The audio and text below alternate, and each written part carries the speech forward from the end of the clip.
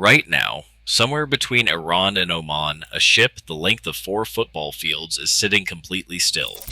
It's carrying 2 million barrels of crude oil worth roughly $160 million. And it's going nowhere, not because of a storm, not because of engine failure, but because 21 miles of ocean just became the most dangerous stretch of water on Earth. What happens next will affect every single person watching this video.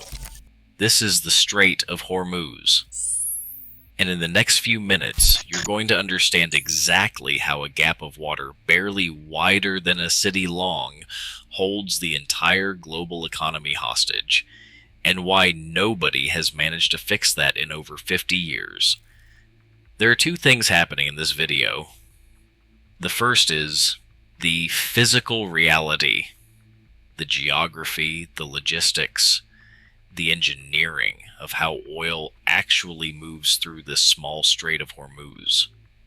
The second is the economic consequence, what all of that means for energy prices, for supply chains, and for your wallet. We're going to flip between both sides to build the full picture. By the end, there's one mechanism most people get completely wrong about the Strait of Hormuz. We'll get to it in the second half, and it will change how you think about global energy entirely. Let's start with the geography of the Strait of Hormuz now, because to understand why this strait matters, you first need to understand the problem it creates just by existing.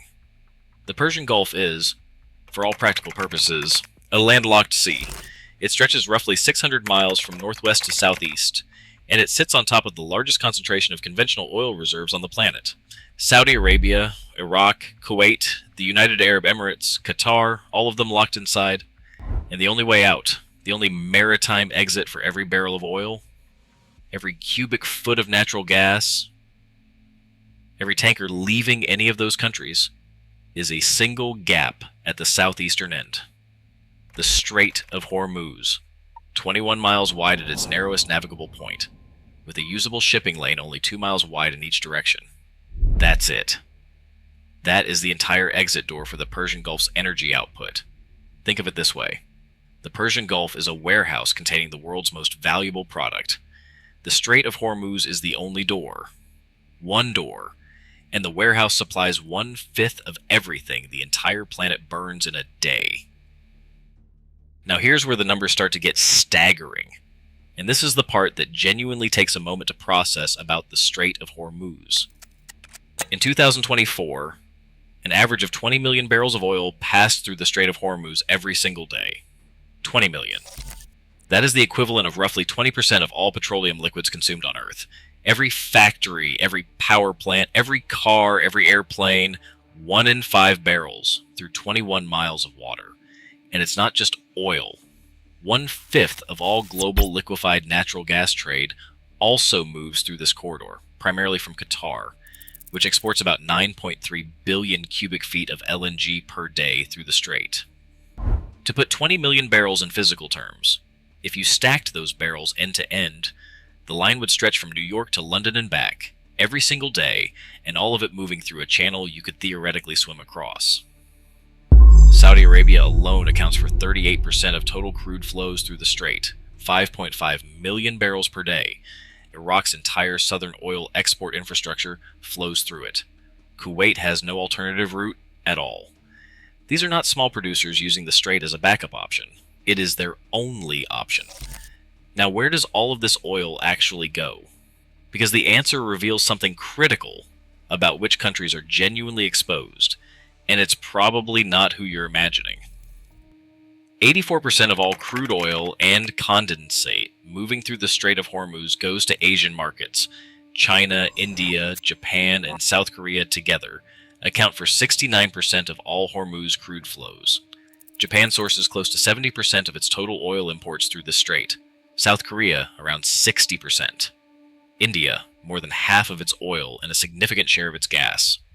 These are the economies physically tethered to this waterway. They are not customers choosing between suppliers. They are structurally dependent in a way that has no short-term fix. And this brings us to the question about the Strait of Hormuz. Everyone asks when they first understand these numbers. If one strait is this critical, surely there must be alternatives.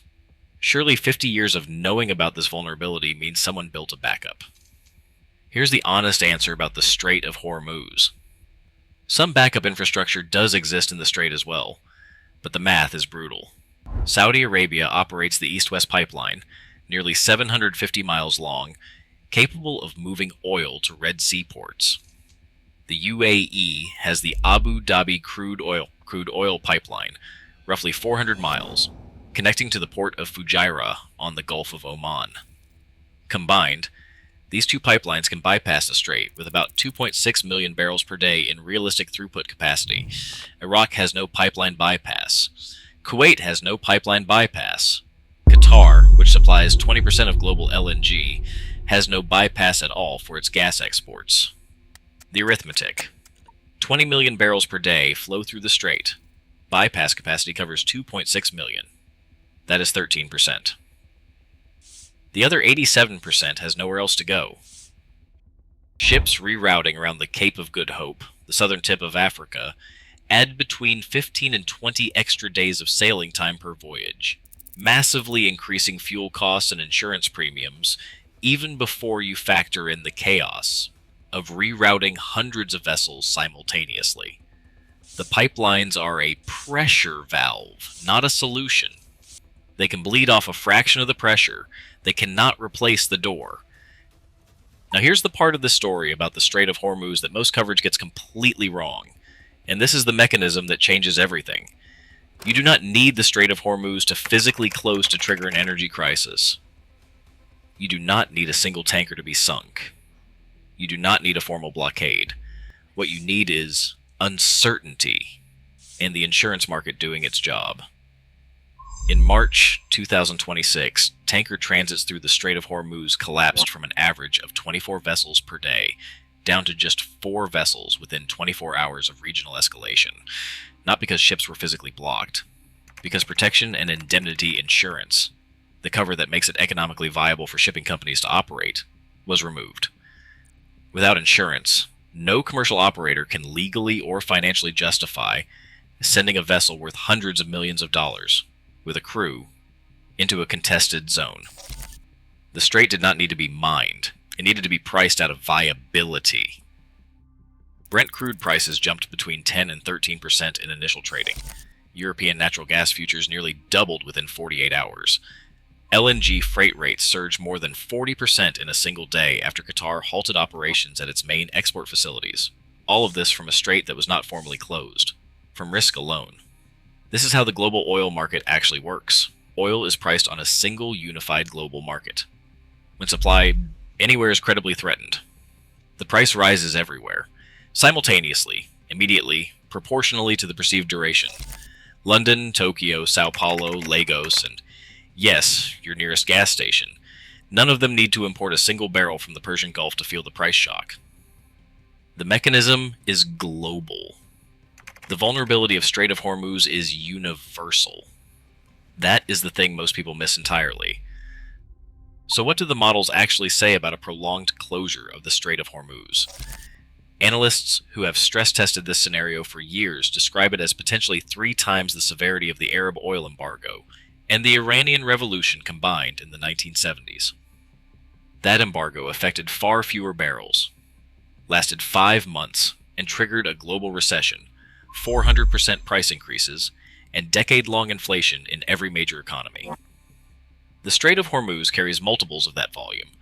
With 5 weeks of sustained disruption, analysts forecast Brent crude crossing $100 per barrel. In extreme scenarios involving extended production shutdowns across Gulf states, some estimates reach as high as $130 per barrel, matching the all-time high recorded during the from 2007 to 2008 oil shock. And the LNG dimension is arguably even more fragile than the oil side, because gas markets have almost no equivalent of strategic petroleum reserves. Qatar halting LNG production at Ras Laffan, the world's largest gas export facility, immediately removes roughly 20% of global LNG supply. There is no spare LNG capacity sitting idle somewhere else that can simply be switched on. Liquefaction plants and other export markets run at or near full capacity. Spot LNG prices during Gulf disruptions historically spike 50 to 70% within the first week of sustained closure. For countries like Bangladesh and Pakistan, where gas-fired generation supplies between 25 and 50% of national electricity, this is not an energy price problem. It is a power grid problem. Which brings us to the final and most important question about the Strait of Hormuz. How did the world end up here, dependent on the 21 miles of water of the Strait of Hormuz, and what would it actually take to change that? The structural answer is straightforward, even if the solution is not. The Persian Gulf's oil was cheap to extract, abundant, and had to go somewhere. It went to Asia by sea because that was the fastest, cheapest, most scalable infrastructure available. Over 60 years, global energy supply chains were engineered around that fact. Refineries in Japan, South Korea, India, and China were built to process Gulf crude grades specifically, particular sulfur profiles, particular densities. You cannot simply swap in a different barrel from a different region without retrofitting industrial infrastructure that took decades and hundreds of billions of dollars to build. The strategic petroleum reserves exist and provide some buffer. China holds roughly 900 million barrels to 1 billion barrels in reserve. Japan and South Korea each hold enough for several weeks of consumption. But reserves are a bridge, not a bypass. They buy time. They do not replace the physical volume. Even if Saudi Arabia and the UAE fully utilize their bypass pipelines, roughly 14 million barrels per day remain structurally dependent on the Strait of Hormuz with no alternative route. No other maritime corridor on Earth carries a comparable share of globally traded energy relative to world consumption. So here is where we land. The Strait of Hormuz, just a 21-mile strip of water near Iran, carries 20% of the world's oil and 20% of its LNG. There is no adequate alternative infrastructure. Markets do not even need a physical blockade to spike. Insurance withdrawal and operational risk do the job within hours. The downstream price effects hit every economy on Earth regardless of where their specific barrels come from, and the structural dependency has been built up over 6 decades in ways that are measured in decades to unwind. The Strait of Hormuz is not a shipping lane. It is the single most consequential piece of maritime geography on the planet, and it is 21 miles wide. One question to leave you with. Given everything you just learned, do you think the world will still be this exposed to a single strait in 20 years? Drop your answer in the comments. I genuinely want to know what you think.